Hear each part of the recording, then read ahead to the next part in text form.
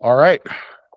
All right, everybody. Welcome back from lunch. Council members JD Radakovich, Stephen Lenz, Stan Blake, Ryan Green, and myself, Shane True, have returned, and Council member William Stafford has now joined remotely.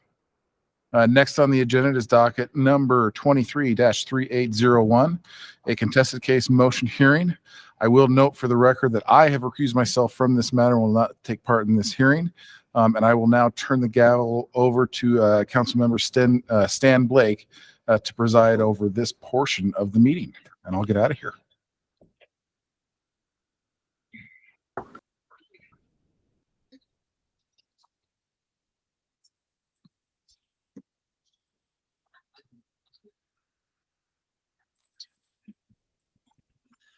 Okay, thank you, Mr. Chairman, and I will now turn the gavel over to Councilmember Steve Lenz to conduct the hearing. It's all yours, Steve. Thank you, Councilmember Blake. We are going on the record in docket number 23-3801. I am Steve Lenz, the hearing examiner appointed in this matter. Today is October 23rd, 2024. The time is 1:01 p.m. Present today is Presiding Officer Stan Blake in the Hathaway Building, and with me via video conference are Council members JD Radakovich, Ryan Green, and William Stafford. Also present in the Hathaway Building are Council staff Kelly Doran and Joe Girardin, and the EQC legal counsel Ryan Shellhouse. Will the parties please state their appearances for the record, beginning with Protect Our Waters? This is John Graham, Bateman Larson Swift, here on behalf of Protect Our Waters via video conference, and I'll just confirm that you can hear me and see me okay. We can hear and see you. And in the Hathaway Building, can you also see and hear him? Yeah, yes, we can. Thank you, Steve. Okay, you bet. Thank you, Mr. Graham. And for the department. Good afternoon. I'm Abigail Bodewines with the Attorney General's Office, representing the Department of Environmental Quality today. Okay, thank you, Ms. Bodewines. And for Base Camp. Good afternoon. I'm Kelly Shaw, along with Travis Cook. We represent Base Camp. Thank you, Ms. Shaw and Mr. Cook. We are here today on two separate motions, beginning with the department's motion to dismiss, and then following with Base Camp's motion to dismiss. The department will have 10 minutes to address the council on its motion and to include any time reserved for rebuttal. Following Protect Our Water, we'll have 10 minutes to respond. After we complete that, we will then go on to Base Camp's motion to dismiss, and we will have 10 minutes to address the council on its motion and to also include any time reserved for rebuttal. And Protect Our Waters will have 10 minutes to respond. So we will begin with the department on their motion. And Ms. Bodewines, you may proceed.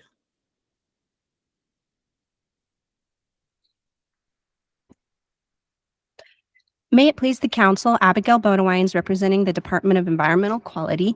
I'd like to reserve 2 minutes for rebuttal, and then I'll start today by really talking about the two big issues before the council today. First, does the council have subject matter jurisdiction to hear this case at all? And two, does Protect Our Water Jackson Hole have standing to bring this suit with respect to the delegation agreement claims? I clarify that in its reply, petitioner Protect Our Water Jackson Hole seemed to indicate that the department had dropped its other claims. And I want to make clear that we have not, and we deferred our briefing on those issues. So to start with subject matter jurisdiction, and I start there because it's essential to the exercise of judicial power. Subject matter jurisdiction is the power to hear and determine cases of the general class to which the proceedings in question belong. For an administrative agency, that right to review is entirely statutory. An administrative agency is limited to the powers legislatively delegated and must find authority in statute before it can exercise powers. Then it's limited to the powers expressly authorized in statute. Yet an agency cannot modify, dilute, or change in any way its statutory authority. Further, an agency must resolve against the exercise of any doubtful power. There's no discretion here today. You either have subject matter jurisdiction or you don't. As a result, this council must dismiss this case unless it can show that without a doubt, Section 112 of the Environmental Quality Act grants it jurisdiction over this appeal. So prior to 2022, a regulation existed which explicitly would have given petitioner a right to appeal as an interested person in the issuance of this small wastewater permit. The right of appeal was granted under this council's rulemaking authority and in accordance with the act. However, in 2022, this council repealed that provision of law. No other statute or regulation gives this council jurisdiction or power to hear petitioner's appeal of an individual permit for a small wastewater system. Petitioner argues that Section 112 is a broad, general grant of authority for any and every type of case to be brought before the council. This is simply not the case. Section 112 provides that the council shall act as the hearing examiner for the department and shall hear and determine all cases or issues arising under the laws administered by the department. The key to this language in Section 112 is that it defers to the rights of appeal which otherwise arise under the Environmental Quality Act or its regulations. To prove this point, the department combed through the act and regulations and identified over 50 rights of appeal explicitly granted by statute or rule. If Section 112 of the act is truly the end-all be-all, as argued by petitioner, then such an interpretation by this council would render each and every one of these 50 provisions of law superfluous and without meaning. Such a result is not supported by the canons of statutory interpretation. Rather, the likely interpretation of Section 112 is that Section 112 defers to those rights of appeal that otherwise are stated in the act and regulation, and that Section 112 simply provides the council with express authority to hear those cases as they otherwise arise under the laws in the act. Petitioner will attempt to rely upon the Wyoming Department of Environmental Quality versus Wyoming Outdoor Council case. The department was a litigant in that case, and that case was about rulemaking and whether the council could lawfully, under the act, grant interested parties a right to a hearing before the council through rulemaking when the statute in the act was otherwise silent or only granted certain rights of appeal in the statutory language. The department actually defended the right of the council to grant rights of appeal through rule in that case. At issue there was a surface water rule where the council had explicitly given the exact same right that was this council repealed in 2022. It provided interested persons the right to appeal the issuance of a WIPD's permit. The Wyoming Outdoor Council case did not say that Section 112 grants any person a right to appeal the issuance of a permit. Paragraph 28 of that case actually stated that the industry appellants were correct that there is no statute expressly granting interested parties the right to administrative review. That would include Section 112 of the Act. Rather, the court in that case said that nothing in the Act precluded judicial review, and rather, Section 112 did seem to allow for it. The key phrase in paragraph 28 of that case is the legislature's intent to allow EQC review. Allow does not mean Section 112 grants a right to EQC review. Rather, the court in the Wyoming Outdoor Council case looked to the council's rules to determine if a right to review existed and upheld the council's authority to grant such a right of review through its rulemaking authority. Section 112, fast forward today, still allows for a right of judicial review for small wastewater system permit appeals if the council chooses to provide for it through rulemaking. The council, however, removed that specific grant of a right of appeal in 2022, and currently no such right of appeal exists. I note that the petitioners argues that the longstanding agency interpretation should be given deference, but that body of law does not apply to a situation where the rule has been explicitly repealed. There's nothing to interpret here, and so you can't apply that body of law. As a result, the department asks this council to dismiss this appeal in its entirety for the lack of subject matter jurisdiction. If this council has any doubt as to its jurisdiction and power to hear this case, the law is clear that it must dismiss the case. The council cannot move forward and hear a contested case for which it has dubious jurisdiction. Second, I get to the standing issue, which is relevant only if the council decides it has jurisdiction to hear this case in the first place. In such an instance, the council has to look to whether petitioner has standing, and specifically prudential standing, to bring its claims with respect to the delegation agreement issues. The statutory standing analysis is aligned with the analysis we just went through, and that no right of statute gives this petitioner a right of action before the council. So you go to the Brimmer test, which is the test for prudential standing. Standing requires a justiciable controversy, and that is where parties have an existing and genuine, as distinguished from theoretical rights or interests. Claims of injury of a broad and general nature are not sufficient to determine a party was aggrieved or adversely affected in fact. Cox v. City of Cheyenne, 2003, Wyoming 146, at paragraph 14, defines what an aggrieved or adversely affected person is.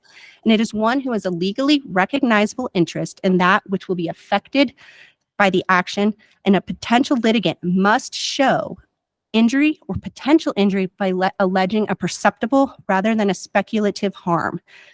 Petitioner in this case cannot show a perceptible rather than a speculative harm. Petitioner's entire harm for this delegation agreement claim is based on an assumption that Teton County would not have issued this permit.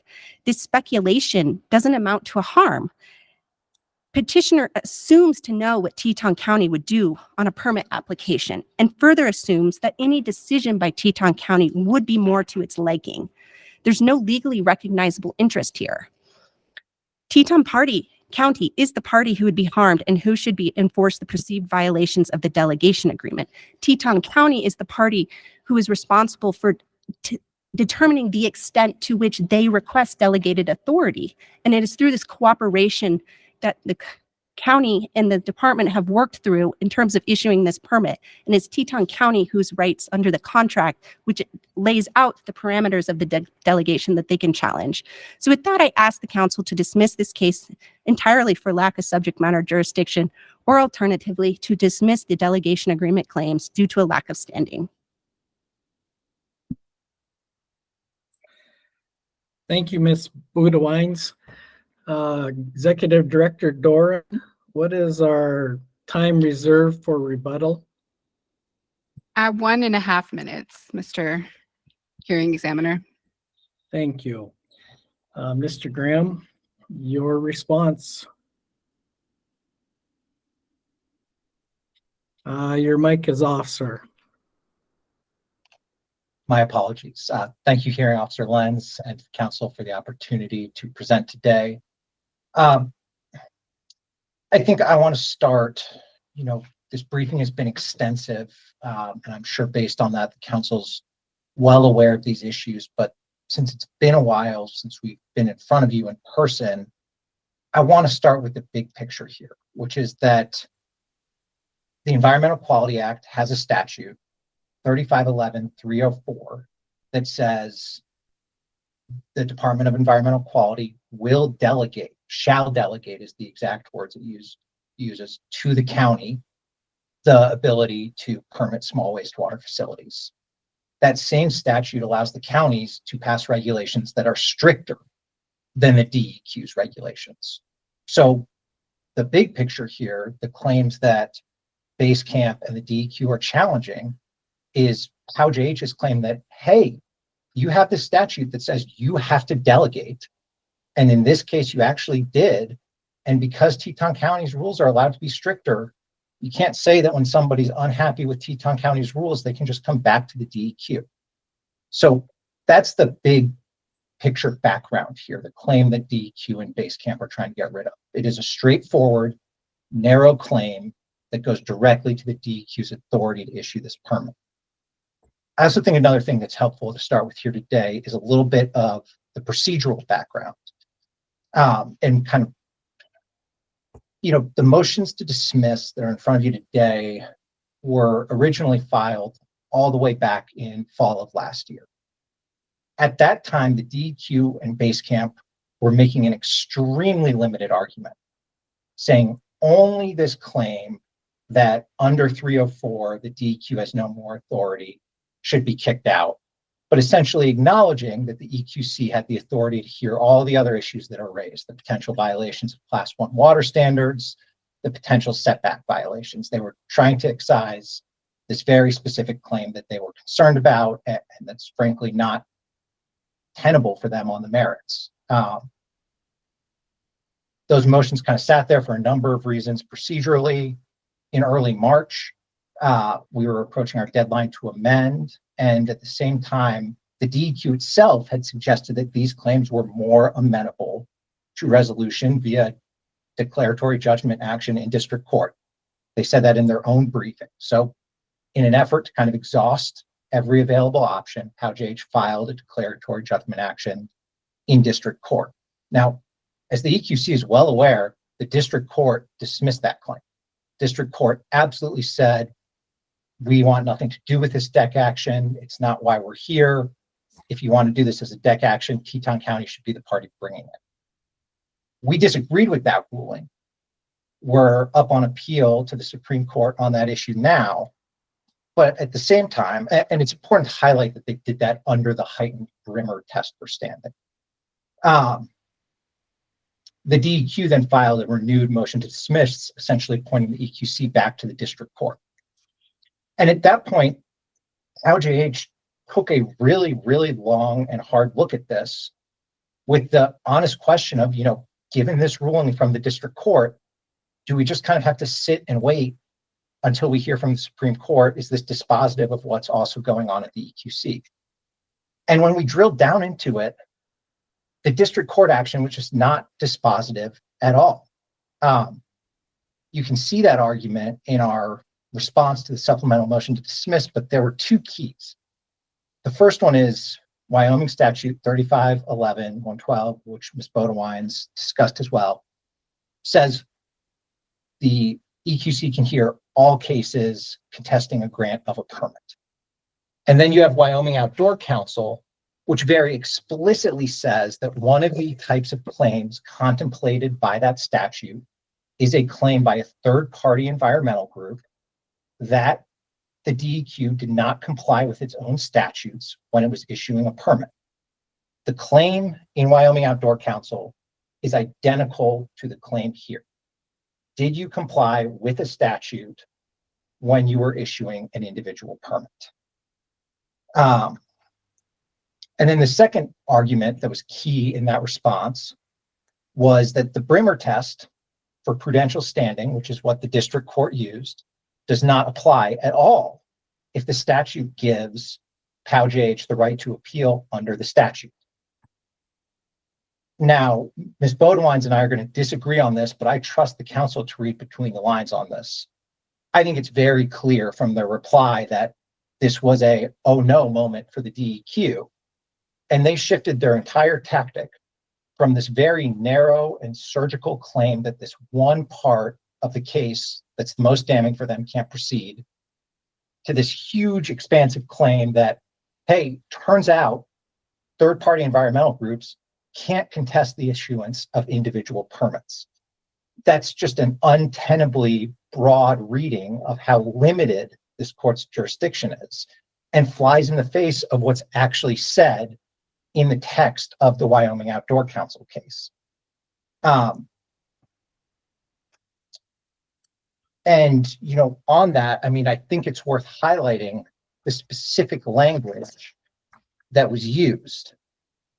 The court said, and this is in Wyoming Outdoor Council, when it was discussing whether a third-party nonprofit had standing, or, we'll get to that, had the ability to bring the claim against the DEQ, they said, to the contrary, the opinion in Holdings Little America indicates that statutory silence raises a presumption that EQC review is not precluded. And then the court went on to explicitly state that the Environmental Quality Act, when read as a whole, contained no statute that clearly and convincingly precluded EQC review. And then the court also specifically noted that this right to review was supported by 3511-112, which, quote, strongly indicates the legislature's intent to allow the EQC to review all cases or issues arising under Wyoming's Environmental Quality Act. The Supreme Court could not have been any clearer.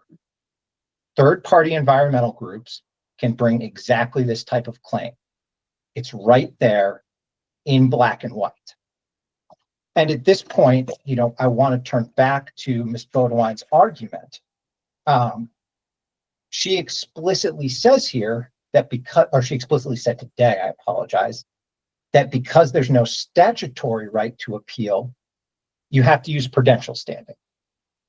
We agree with that as a conceptual framework.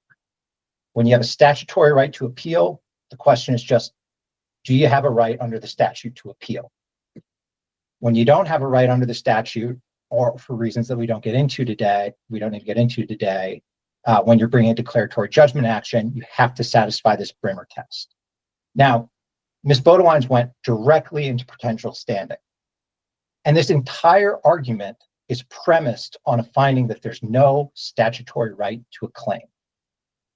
If there is a statutory right to a claim, then you don't need to go through that analysis, and POW-JH has standing. So what you end up with is you have 3511-112 that says very broadly, the Environmental Quality Council gets to hear all these types of claims.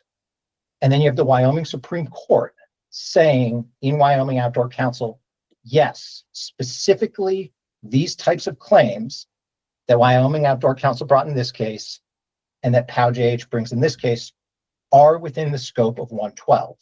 Now, there's a little bit of discussion about the agency's own regulations in that case. But if you read the case, and you should, I encourage everybody to go and just pick up that Wyoming Outdoor Council case, because I think you'll see that our interpretation of it is correct when you read it with your own two eyes. They only rely on that interpretation so far as it's consistent with their interpretation of the statute. I also want to highlight at this point, too, that both POW-JH and the DEQ agree that there's currently no regulation giving jurisdiction explicitly or saying there's no jurisdiction explicitly. And in that case, again, I want to drop back to the language that was used in Wyoming Outdoor Council.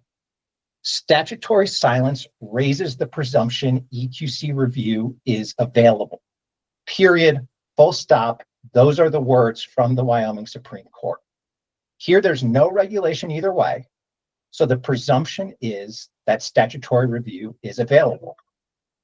And I see that that's the end of my 10 minutes, so I will be respectful to the council's time here and reserve anything else I had for response to Basecamp. Thank you, Mr. Graham. Ms. Beaudoin, you have roughly a minute, 30 seconds for rebuttal. Thank you, Chairman Lenz. I will start with, the history of this. I wish I had been able to raise this to the council in November. It was only upon it became curious to me during the filing of the petitioner's response that in the whole duration of this case, there was never a citation to a specific right of appeal. They had cited the incorrect one, which was for general permits. They were raising out 112. And so I dug into that. And the department has a duty to bring subject matter jurisdiction issues to the council. Parties cannot consent to jurisdiction. It either exists or it doesn't, which is what I talked about earlier. I also want to point out that Wyoming Outdoor Council, when it talks about the right to judicial review is not precluded, there's a presumption to that. That doesn't mean it's granted. And this council in the act has explicitly granted a right to review in over 50 instances, and you cannot make one up out of thin air in this instance. And with that, I would stand for any questions and close. Thank you, Ms. Beaudoin.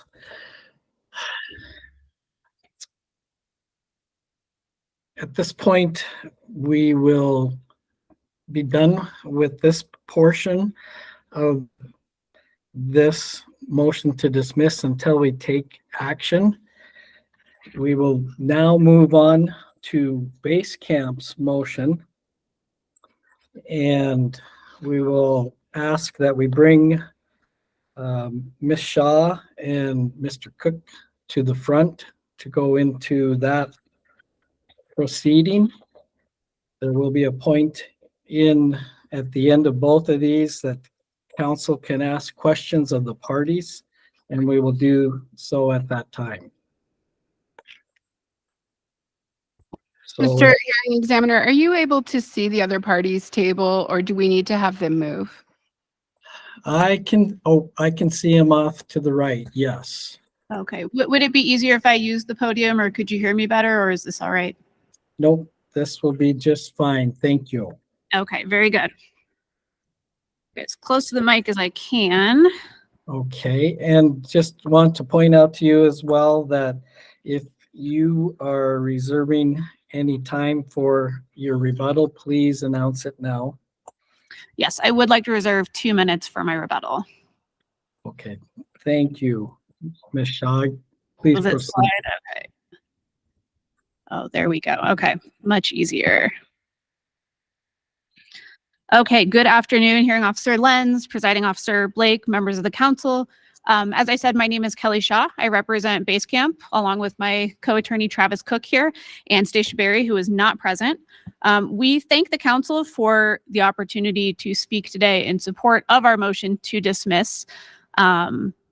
We are asking for relief that is a good bit narrower than what DEQ spoke about in its motion, so I'll just focus on that.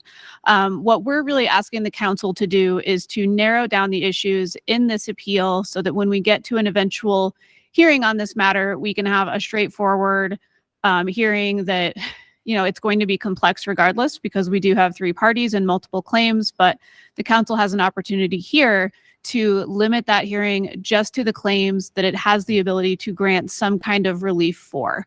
So in assessing Base Camp's motion to dismiss, what we'd ask the council to do is to really begin with the end in mind. And that end, as I said, is that at some point in this case, we will have a hearing, probably over the course of multiple days, where all 3 parties present evidence, present witnesses, and at the end of that hearing, the council has an opportunity to deliberate and determine what exactly should be done with Base Camp's permit. And when you get to that deliberation at the end of that hearing, what we want you to consider is what relief the council can actually grant. What POW-GH has appealed is the issuance of a small wastewater permit to Base Camp. So at the end of that appeal, the end of that hearing, what the council can do is determine whether that permit should be affirmed, modified, changed in some way, or revoked. Now, the council has a lot of latitude in those deliberations to do what it thinks is best. But the reason that we're asking the council to dismiss some of POW-GH's claims here is that when the council gets to the end of that hearing, there is some kind of relief that POW-GH is asking for that the council simply will not be able to grant. And that's specifically the relief that POW-GH has requested with respect to whether Base Camp was required to apply for a WIPD's permit, a surface water discharge permit. Now, the problematic piece of this is that at the end of the hearing, the council is going to be determining what should be done with this small wastewater permit. And if you come to the end of the hearing and you still have this claim that Base Camp should have gotten a WIPD's permit, how does the council handle that? Well, it can't. It can't order that DEQ grant a WIPD's permit for which Base Camp has not applied. It cannot order DEQ to grant a permit for an application that was never submitted. There's simply nothing there for the council to act on. So rather than getting all the way to the end of that hearing where you've spent time hearing from witnesses, evaluating evidence, and then coming to the conclusion that, oh dear, we can't actually issue the relief that POW-GH is asking for, we can save the parties quite a bit of time and frustration, and we can save the state and the members of this council quite a bit of time if we can narrow those issues down just to what the council actually has authority to do. And I won't belabor our briefing too much because, as Mr. Graham noted, it has been extensive. But what POW-GH is asking for in that appeal of the WIPD's portion is something that the council simply can't do. The council cannot act on a permit that is not before it, which would be that WIPD's permit. There's also some indication in POW-JH's appeal that they believe that the failure to require a WIPD's permit invalidates DEQ's WIPD's program in some way. I'll note here again, this is another impossible request of the council. The council cannot invalidate DEQ's WIPD's program. Only EPA can do that. So this is exactly the sort of impossible situation that motions to dismiss are designed to resolve. The idea is that early on in the process, this council can look at the claims that are brought before it in the appeal and say, okay, even if everything that POW-JH alleges is true, let's grant them all benefit of the doubt just at this stage. Let's say we get all the way through the hearing, they're able to prove absolutely everything that they say is true. Can we give them what they're asking for? And if the answer to that question is no, then that means that the claim is a proper candidate to be dismissed early on, remove it from consideration, and streamline the issues down to what you can actually do. So on these WIPD's claims in particular, because there is no WIPD's permit before the council, it's a small wastewater permit, those claims cannot be acted on even if everything POW-JH says is true. And for that reason, the right move for the council is to dismiss them now so that when we come to a hearing, we can focus our attention on the issues about which the council can actually do something. Now, I'll turn now to our second claim that a discrete claim should be dismissed from this appeal, which is that the delegation issue that Ms. Bodwine spoke about is also the type of claim for which the council cannot grant relief. Now, the reason for that is that POW-JH is simply not the right party to bring it. I will note that a similar claim was brought to the district court, and as Mr. Graham indicated, the district court found that POW-JH simply does not have standing to raise this type of claim. The delegation issue, to the extent that one exists, is between Teton County and DEQ. In any dispute about that delegation issue, those are the right parties to do that. I will say, Base Camp does not really have a preference on whether DEQ or the county issues its permit. It's interested in complying with the law. It understands that obligation and it takes it seriously. But whether it's DEQ or Teton County's name on that permit really doesn't matter to Base Camp. And I would argue that it really doesn't matter and can't matter to POW-JH, except that they simply don't like the fact that this permit was issued. And so they're trying to attack anything they can, including the name that appears at the top of that permit. Now, the reason that that claim is problematic is because POW-JH lacks legal standing to assert it.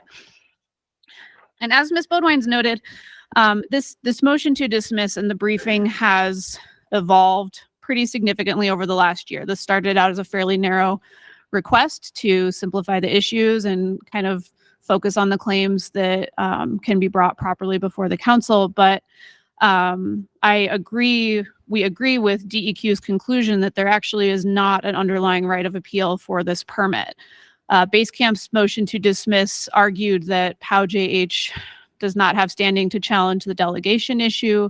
And in our analysis, we cited to the standing provision in the Administrative Procedure Act. And we did that because we encountered the same problem DEQ did, which is that we couldn't really find where in the act or the rules there was a right to this appeal. But I think we all, DEQ, Base Camp, and POW-JH and this council, we were proceeding under the assumption that POW-JH had that right to appeal. And it was only when DEQ started to really look closely at what the right standard for whether they had standing is, that DEQ discovered that there is no underlying right of appeal. Now, I'll note that Mr. Graham and Ms. Bodwines both discussed the Wyoming Outdoor Council case. And I do agree that the Wyoming Outdoor Council case states that this type of review may not be precluded by the Environmental Quality Act, but there's a big difference between something being not precluded and actually being allowed. So I think the council has some latitude under the statute in whether to grant a right of appeal for this type of permit. Now, prior to 2022, it does appear that the council's rules granted that right of appeal pretty broadly to any interested person. But in 2022, that rule changed. And what's now permitted is that only permittees can appeal the modification, denial, or rejection of this kind of permit.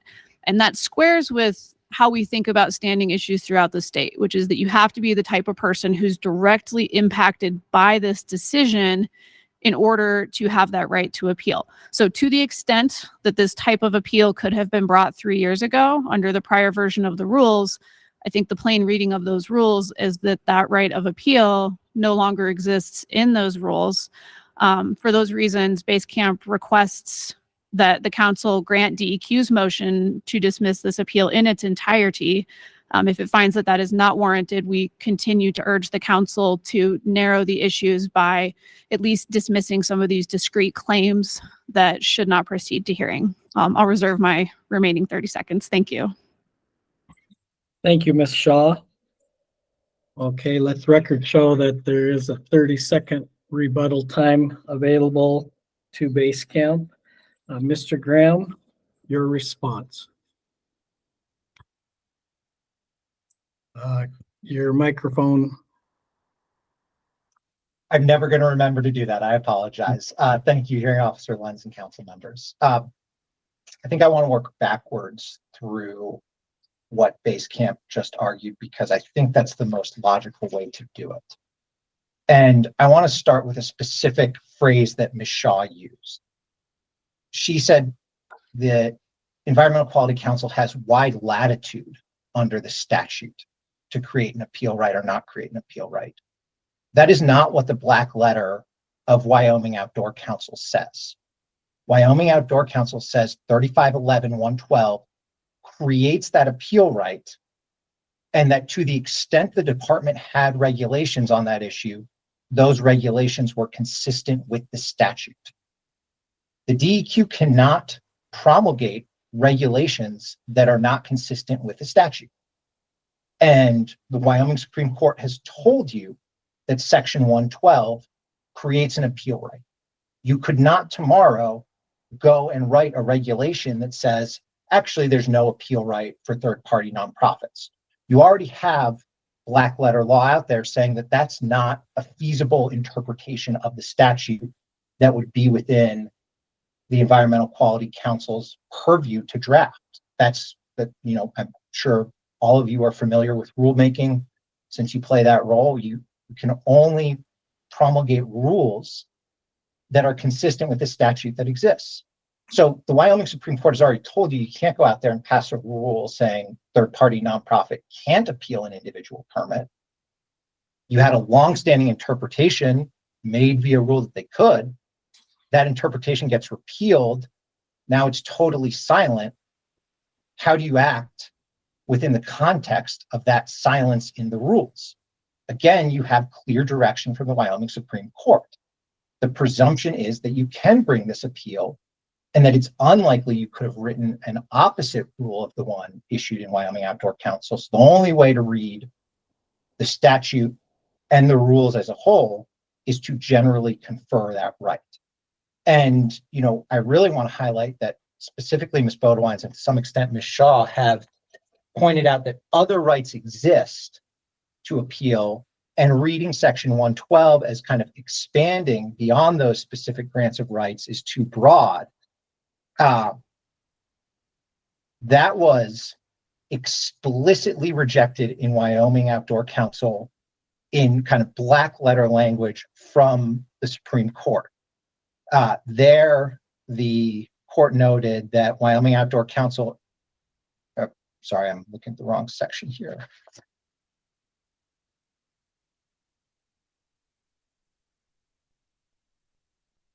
There's a long quote in the Wyoming Outdoor Council case where it highlights that the appellants there tried to emphasize that 3511-802 granted a narrower scope of review that did not include third-party nonprofits.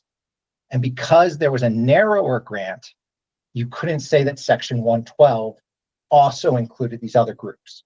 Supreme Court wholesale rejected that position. So in terms of the big picture argument here, whether POW-JH can bring these claims, again, Wyoming Outdoor Council is directly dispositive. There's no latitude to say that they couldn't bring these cases.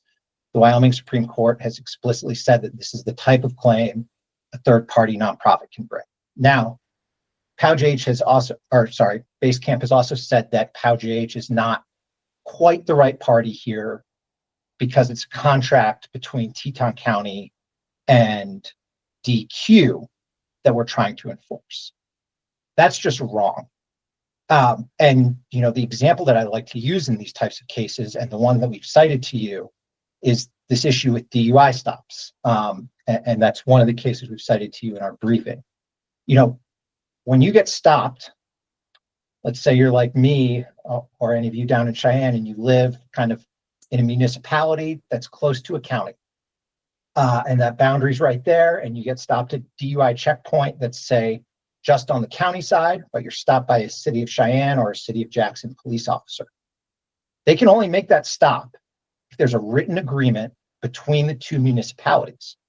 And if that written agreement is in any way defective, that's an unconstitutional stop. They can't introduce the evidence that you had the DUI.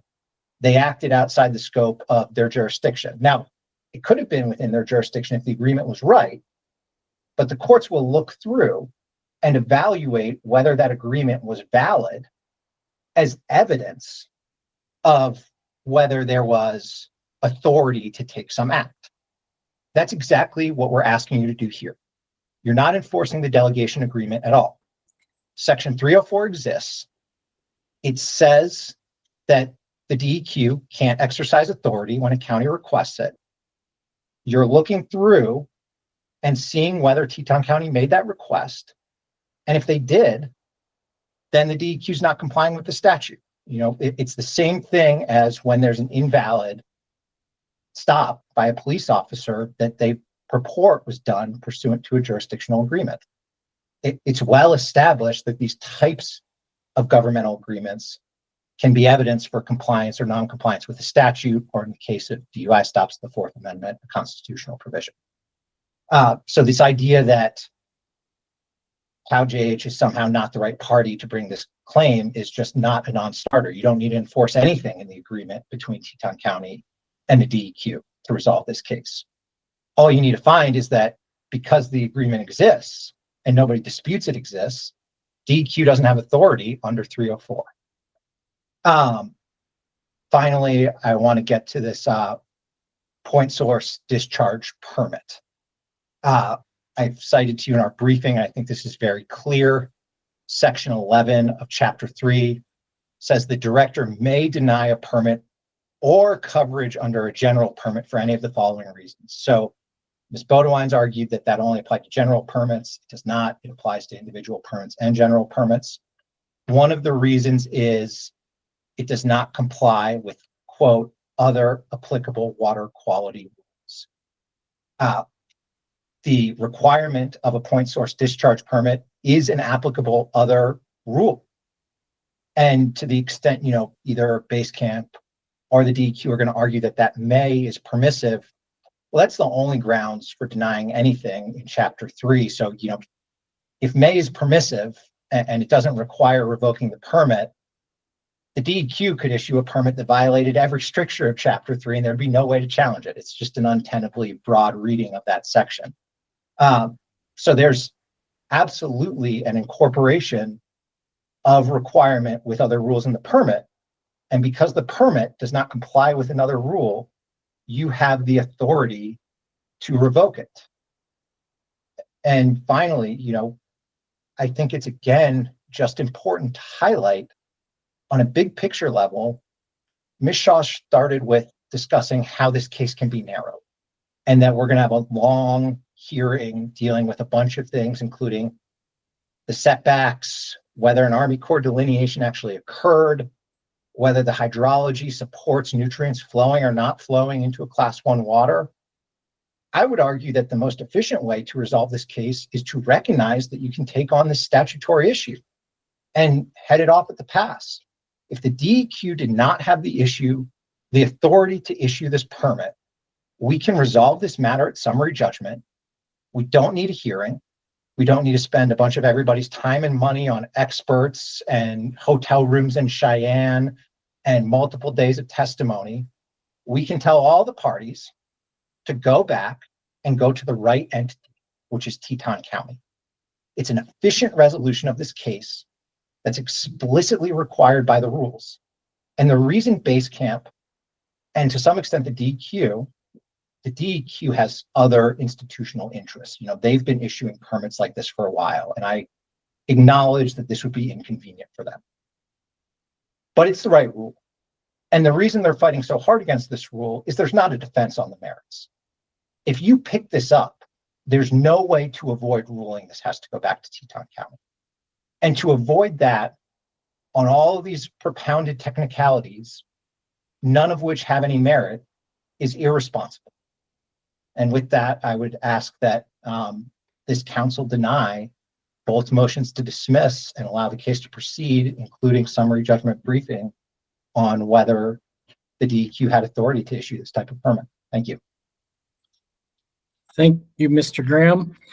Ms. Shaw, do you care to use your 30-second rebuttal time?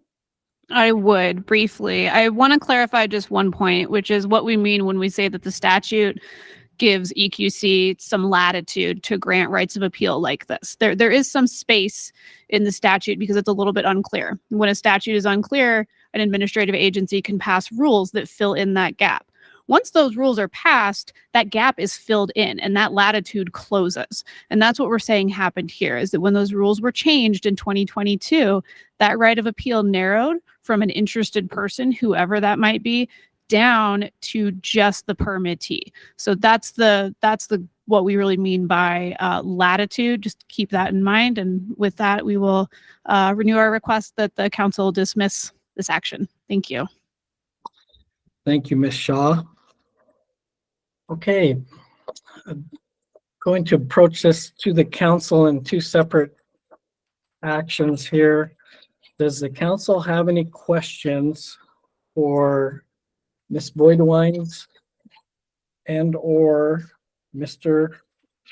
Graham on the first motion to dismiss by the department?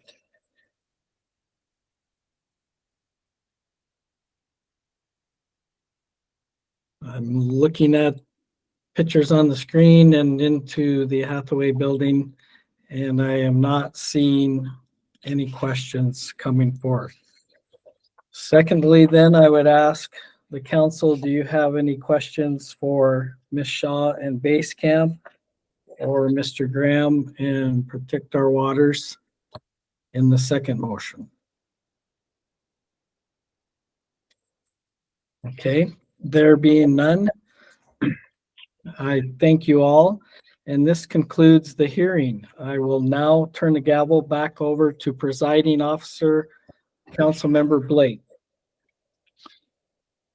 Thank you, Councilmember Lenz. I would now like to give each member an opportunity to discuss if you want to. So let's start with you, Councilmember Lenz.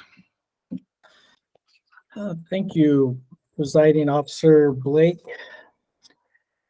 We have had opportunity through the course of this extended period to see the multitude of filings, motions to dismiss, amended motions, and we have received legal counsel regarding the authority of the EQC. And I do believe that Wyoming State Statute 3511-112A, that the EQC does have authority to determine cases or issues. And even though in August of 2022, we amended the rules to the DEQ water quality in Chapter 3, I don't believe that that rule can negate the intent and the clear language that is in the Wyoming statute. So in my estimation, I do believe that we have an obligation to hear this case. Thank you, Councilmember Blake. Thank you, Councilmember Lenz. Next, I'll go to Councilmember Green. Do you have anything you want to say at this time? Thank you, Councilmember Blake. And I agree with Councilmember Lenz that, the question is, can this appeal be here at the EQC, and can we hear this? And I think the answer is yes. And so, not to beat a dead horse or anything, but I think it's the proper decision is to hear the case out and present the evidence and the facts. And I think this is the right body to do that. So, I would agree with Mr. Lenz on that. Thank you, Councilmember Green. We'll go next to Vice Chairman Radakovich. Would you like to say anything, sir? Thank you. I don't need to echo what Brian Green and Steve Lenz has said, so I'm going to not comment at this time. Okay. Thank you, Councilmember Stafford. Thank you, Mr. Blake. I have nothing further to add at this time, having been relatively new on this case, but listening to all the facts is very interesting. Thank you, Councilmember Stafford. And I'm just going to throw in, I agree with Lenz and Green and everybody else here. So the council has now heard arguments from the parties, had an opportunity for discussion, starting with the department's motion to dismiss. Do I have a motion from the council on this matter?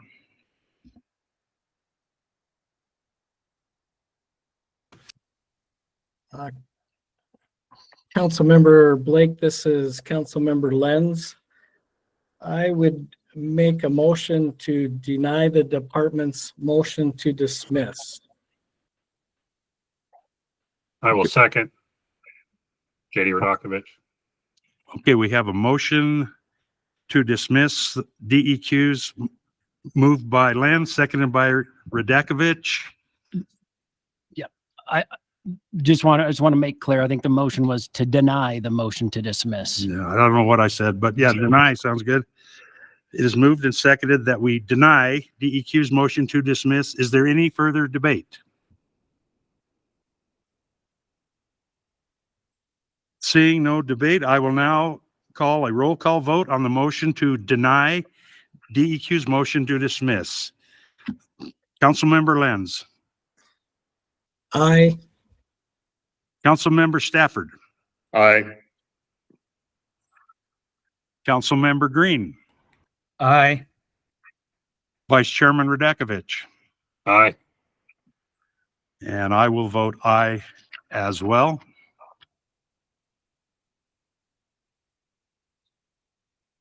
The ayes have it. The motion carries. The department's motion to dismiss is denied. Moving on, the base camp's motion to dismiss. Do I have a motion from the council on this matter? This is Councilmember Radakovich. I will make a motion to deny the dismissal from base camp.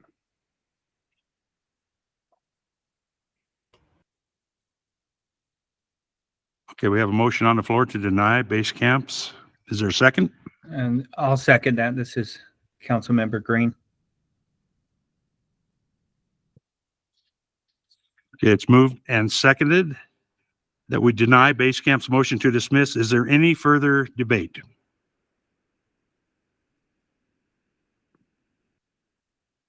Now, seeing none, I will now call a roll call vote on the motion to deny base camp's motion to dismiss. Councilmember Lenz. Aye. Councilmember Stafford. Aye. Councilmember Green. Aye. Vice Chairman Radakovich. Aye. And I will also vote aye. The ayes have it. The motion carries. Base camp's motion to dismiss is denied. We're going to take a 5-minute break. And that concludes this matter for today. And on this thing, we'll take a recess for 5 minutes. Be back at 2:00. Thank you all.